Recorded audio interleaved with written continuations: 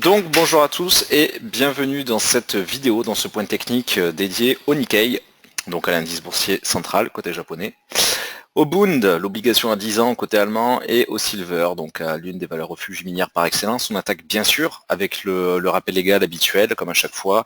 XTB France informe les participants que la présentation à venir et les informations qui vont être dispensées ne constituent pas en aucune manière une sollicitation ou une incitation à acheter ou vendre des produits financiers.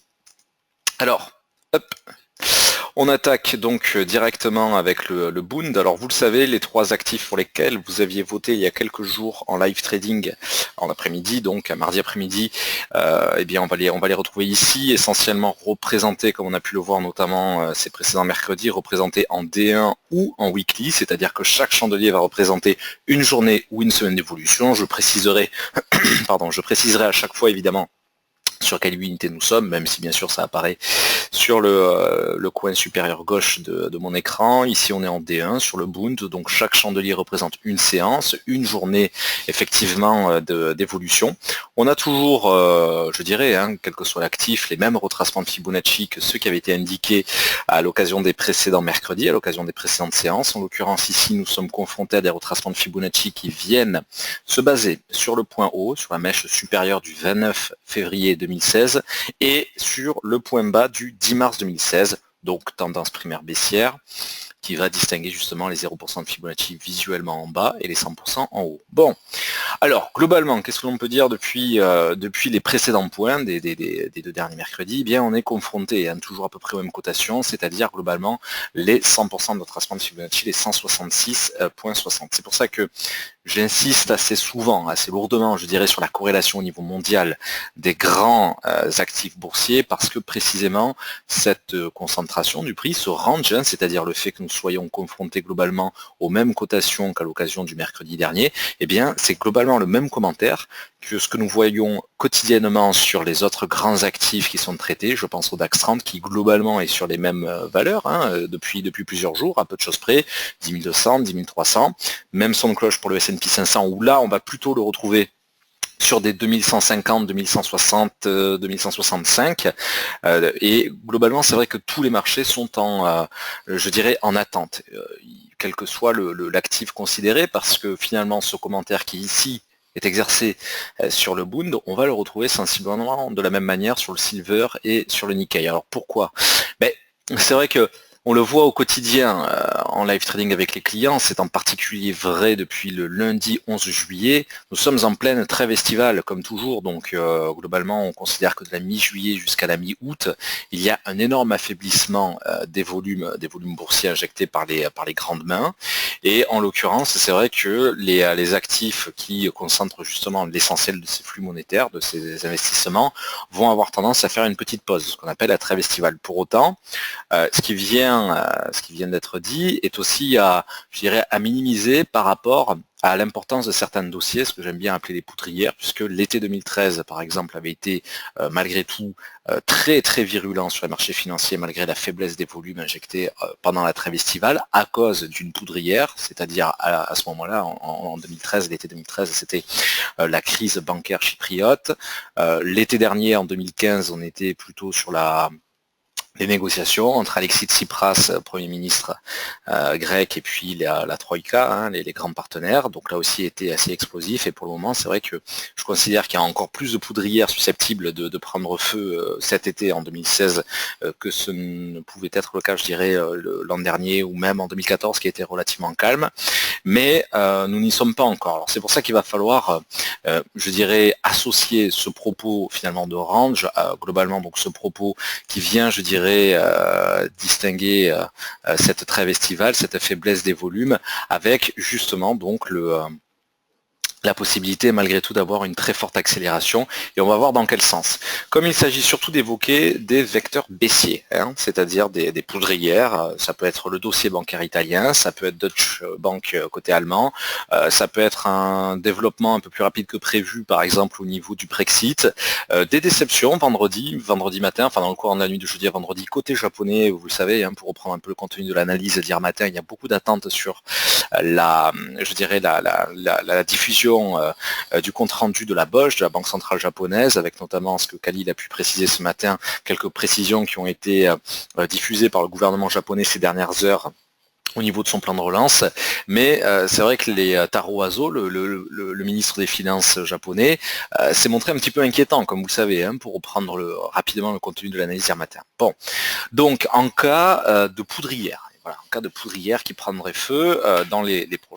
prochaines semaines, et si et seulement si l'une de ces poudrières précédemment évoquées, globalement, si un vecteur inquiétant venait à se révéler, nous utiliserions le Bund que l'on a sous les yeux et le Silver que l'on verra dans quelques secondes en guise évidemment de valeur refuge. Alors valeur refuge, ça sous-entend évidemment que les opérateurs vont orienter le peu de volume boursier qu'ils sont en train d'injecter en cette trêve estivale, qu'ils vont orienter l'essentiel de ces flux vers des valeurs dites refuge, c'est-à-dire par exemple le franc suisse, par exemple le yen, par exemple le Bund, l'obligation allemande à 10 ans que nous avons sous les yeux. Donc là on a le prix, hein, on n'a pas le rendement. Je rappelle que le rendement est globalement en territoire négatif. Hein, là on est sur le prix, hein, parce que c'est vrai que dans le cas d'une obligation, il faut distinguer deux cotations, il faut distinguer deux éléments différents. Qu'est-ce qu'on a comme grande autre valeur refuge? Évidemment les minières, l'argent et l'or. Ça me semble être à peu près tout. Alors c'est vrai que quand j'ai dit le franc suisse et le yen, je pense évidemment aussi hein, aux obligations suisses et japonaises bien sûr. Donc voilà, globalement, pour traiter un petit peu rapidement, je dirais les quelques grandes classes d'actifs qui peuvent servir de valeur refuge, qui donc connaîtraient plutôt un biais haussier en cas de poudrière en feu. Bon. Et à l'inverse, des valeurs agressives, spéculatives, dites spéculatives comme les actions ou les indices boursiers, et notamment le JAP, le Nikkei que l'on va voir, le JAP 225 dans quelques instants, eh bien à l'inverse, ce genre de valeur aurait plutôt tendance à plonger. Donc là déjà on part d'un postulat qui est le suivant. Si l'on veut véritablement distinguer à nouveau les grands supports et les grandes résistances en cette trêve estivale, ça n'est que dans un seul but, c'est effectivement de se tenir prêt en cas de poudrière qui prendrait feu, et c'est d'autant plus important que ce n'est pas les sujets qui manquent en ce moment. Voilà. Donc effectivement, il nous faudra d'abord quitter la zone des 166.60, des 100% de retracement de Fibonacci au niveau du Bund. Alors ça c'est un commentaire que l'on a déjà eu l'occasion de voir mercredi dernier évidemment, puisque encore une fois on range, on bloque, on accumule le prix sur ces niveaux-là, il y a peu de volume, il y a peu d'investissement. Ce que j'appelle s'éloigner, c'est au moins passer au-dessus des 167. On a vu que justement cette valeur psychologique, et qui est pratiquement le point haut historique hein, du Bund ici, eh bien, nous permettrait de distinguer un potentiel assez faible par rapport aux résistances, la résistance que j'ai pu tracer devant vous il y a quelques instants, c'est-à-dire les 167.90. C'est pas incroyable comme potentiel, mais c'est vrai qu'on est sur un point haut historique, donc méfiance tout de même. Et puis en parallèle, les 161.8 de retracement de Fibonacci, à savoir la cotation globalement de 170.15. Alors en réalité, je m'arrêterai avant la valeur psychologique de 170, typiquement sur 169.50. Précisons quand même que cette valeur de 169, ou globalement toute valeur supérieure à 168, n'a jamais été testée hein, à l'échelle du Bund. On est littéralement ici sur une valeur historique, sur une valeur inédite, un petit peu à l'image d'ailleurs de certains indices boursiers américains comme le S&P 500. Voilà, donc c'est vrai que là il n'y a pas 50 niveaux à préciser comme je peux le faire assez souvent sur d'autres actifs comme le DAX, parce que on est sur cet actif que vous avez sélectionné, sur cet actif pour lequel vous avez voté, on est quand même sur des valeurs globalement inédites. Bon. Alors, même si on sort du cadre, effectivement, d'une poudrière enflammée, il faut quand même rappeler que je considérerais effectivement que la situation redevient un peu normale et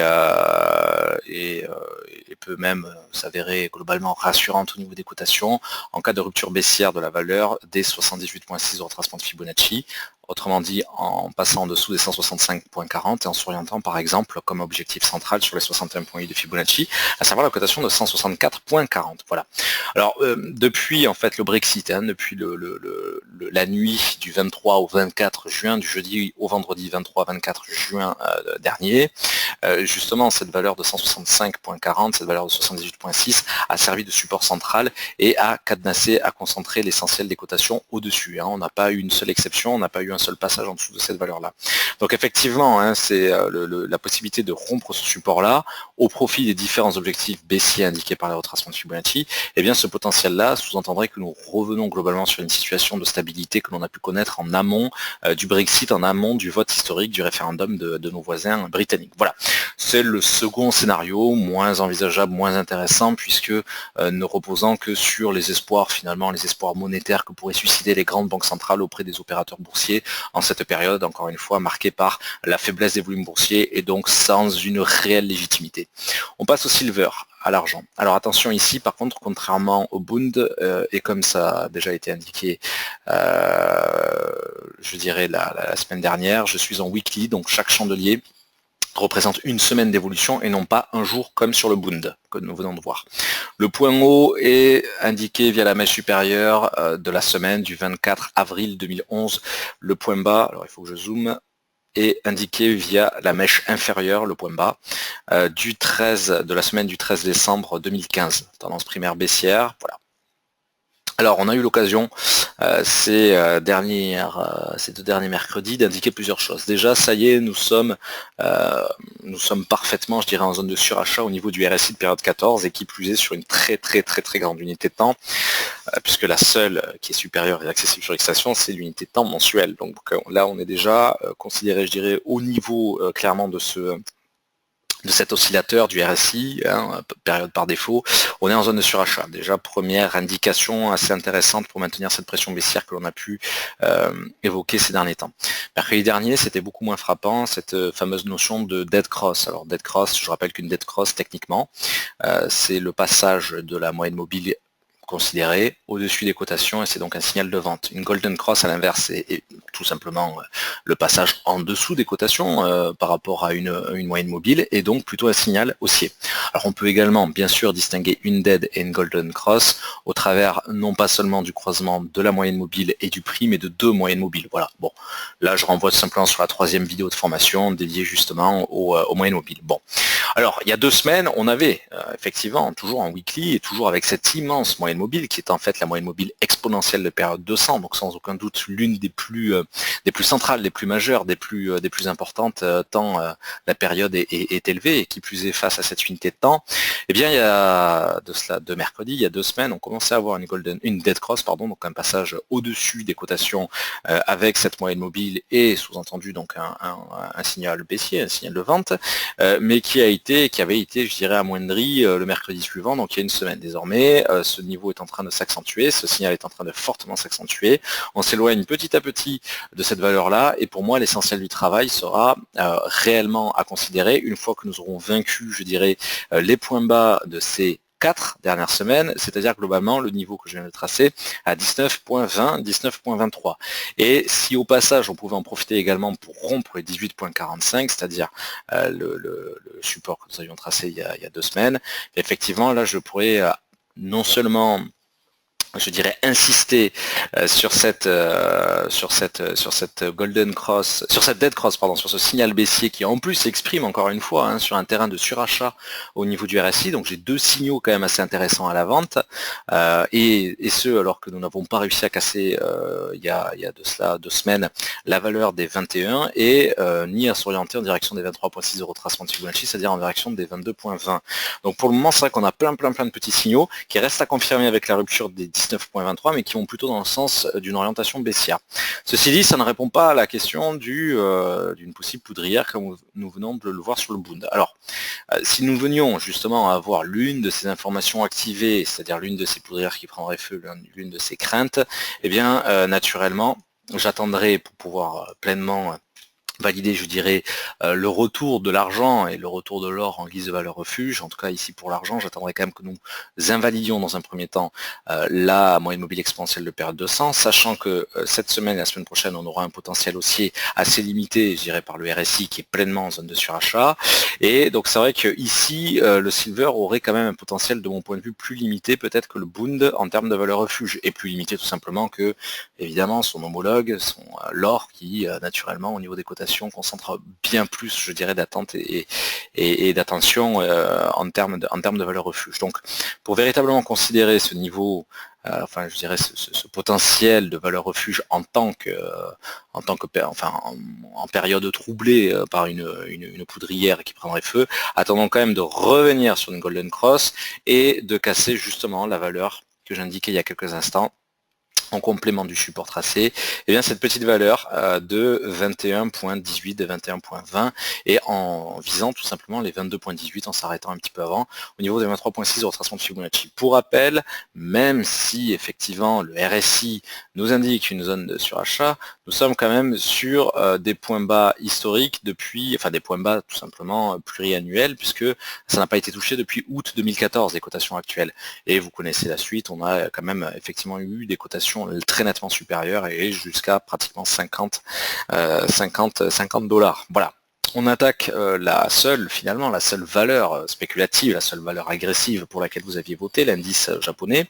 On va retrouver sensiblement ce commentaire qui ici va être réalisé en D1, essentiellement le même commentaire, je dirais, de focus depuis mercredi dernier, c'est-à-dire qu'effectivement depuis le 20 juillet, nous sommes concrètement sur les mêmes cotations globalement, hein, c'est-à-dire en yo-yo, en hésitation, en range entre les 16 615 et 16 820. Alors vous vous souvenez évidemment du démarrage fortement de la clôture de moins 1,43% évoqué hier matin en analyse via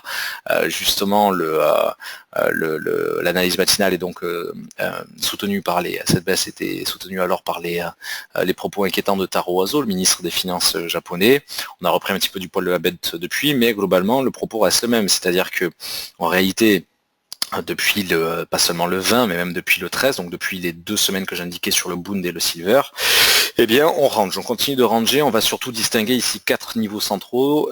au sein, je dirais, de cette représentation technique que l'on avait tracée ensemble ces dernières semaines. Mais 4 niveaux, les seuls 4 niveaux que je vais considérer et qui pour moi concentrent vraiment toutes les attentes au niveau du JAP ici, du Nikkei, cours de 16 200 jusqu'à 16 820. Concrètement 16 200, 16 420, 16 615 et enfin 16 820, à savoir les 38.2 de retracement de Fibonacci. C'est très important de considérer ces niveaux-là. On va retrouver exactement le comportement inverse que sur les valeurs refuges en cas de poudrière enflammée. Évidemment ici un propos donc baissier, au profit pour véritablement sortir de ce range-là, au profit d'une rupture des 16 200, en visant tout de suite le support le plus proche et qui est vraiment, c'est le cas de le dire, qui est vraiment extrêmement proche, à 16 060 points, autrement dit les 23.6 de retracement de Fibonacci, mais les véritables niveaux baissiers qui pourraient m'intéresser en cas, notamment vendredi matin, encore une fois, d'inquiétude, je dirais, si la BOJ n'arrive pas véritablement à rassurer quant à un possible plan de relance monétaire à nouveau, une accélération plutôt du plan de relance, eh bien je viserai clairement 16 585, 16 450, mais surtout 15 215, voilà, c'est surtout ces niveaux-là, 15 785, 15 450 et 15 215 qui pourraient m'intéresser, le niveau extrême, mais qui, je le rappelle, n'a été testé que 2 fois en 2016, 14 830, mais immense appel à la prudence sur ce niveau-là. Il conviendrait quand même d'abord de rompre tous les supports précédemment évoqués. Ça, c'est évidemment pour le scénario de prédilection, en cas effectivement de poudrière enflammée, qui plus est si elle provient d'Asie, parce que au-delà des propos de la BOJ qui sont attendus et de la décision du gouvernement de Shinzo Abe, ce qui est important, c'est que nous avons surtout, je dirais, toujours le même dossier de fond, qui est celui des craintes de ralentissement économique chinois, pouvant entraîner, je dirais, dans son sillage la croissance mondiale, comme ça a été justement soulevé notamment à l'occasion donc du mois de janvier et de février 2016, et puis pendant une bonne partie également de l'été 2015.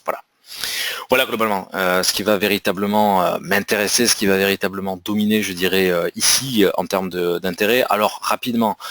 si, parce que c'est quand même l'actif central qui va être considéré vendredi, si nous devions avoir effectivement donc ce propos